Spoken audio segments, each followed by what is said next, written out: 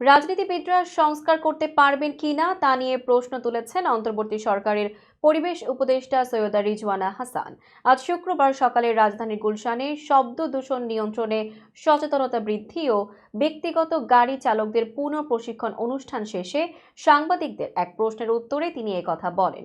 পরিবেশ উপদেষ্টা বলেন, যদি রাজনীতিবিদরাই সংস্কার করেন তাহলে গত 53 বছর তারা কি করেছেন?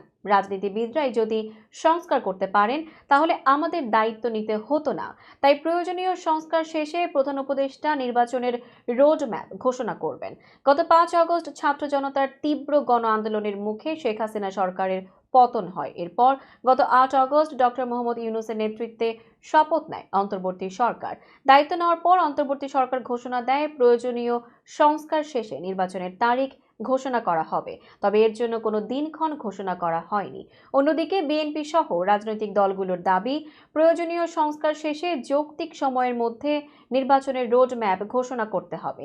বৃহস্পতিবার লন্ডন থেকে ফিরে বিএনপির মহাসচিব মির্জা ফখরুল ইসলাম আলমগীর অন্তর্বর্তী সরকারকে উদ্দেশ্য করে বলেন, ন্যূনতম সংস্কার করে নির্বাচন দিন। দেশের অস্থিরতা নিরসন একমাত্র নির্বাচিত সরকারই করতে পারে।